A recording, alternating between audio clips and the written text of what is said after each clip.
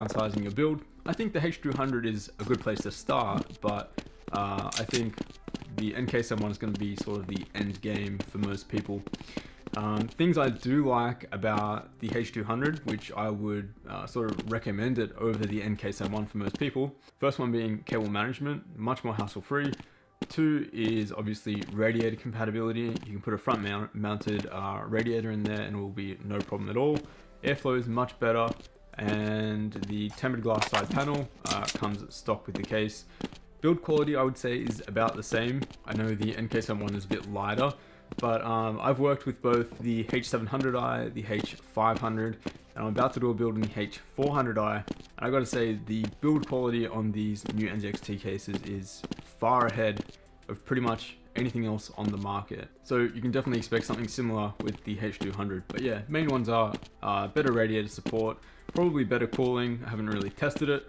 But in the end, they are very different cases. The NKSM one is basically as optimized as possible for what it wants to do, and the H200 has some sort of moving room and some extra space for mistakes and compatibility and that sort of thing. Alright, next question is from Cyberchair. He asks, hey, love your vids. Thank you. With the upcoming loop that you mentioned, will you be dumbing it down for people like me who know very little about water cooling? I've seen other videos of the same nature, but I'd like to see your take on a tutorial walkthrough for beginners going through water cooling.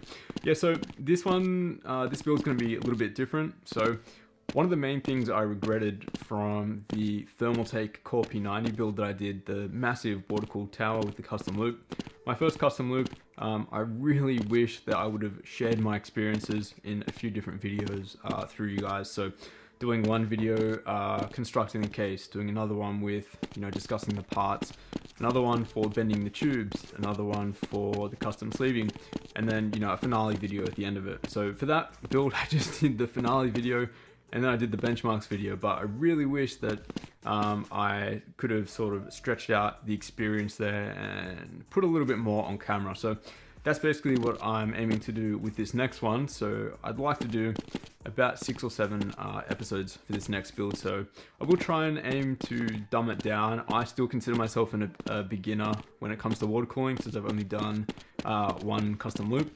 So there probably will be a few mistakes, and I'll make sure to put those on camera for you guys. Alright, last one here from Paskowitz. He says, would you consider doing an M1, NCase M1 custom loop with an external rad pump res setup? Do you think it defeats the purpose of the M1? And then second question, at Computex, would you give Inwin a visit and ask what the heck happened to their wooden cases? Please, they were so mint. Yeah, I remember that. So last year, I remember that video and they looked phenomenal, didn't they? Yeah, they just sort of disappeared into the internet, didn't they? I can't remember what happened to them, but if I see them, I will make sure to ask. Back to your first question, if I was going to do a custom loop inside the NKSM one, I'd do it all inside it. I've seen the external rads and I think they're pretty cool. I don't think it defeats the purpose of doing a custom water loop, because there are some purpose-made external rads that fit right on the back. I'm sure I'll throw up a photo or something like that. But yeah, there have been a ton of really awesome loops done in the NKSM1. Some with like a horizontal reservoir, which look really awesome. Just the way it like fills up almost the entirety of the case, I think looks really epic. So if I was going to do a custom loop in the NKSM1, I'd probably do it that way instead of doing an external res. Alright guys, that wraps up episode 2 of Optimum Answers. And let me know if you want to see more episodes done in the future, and if you want to see this as sort of like a monthly or fortnightly episode sort of thing. So if that's the case, leave your questions down below in the comment section, subscribe if you haven't already, and as always, I'll see you all in the next one.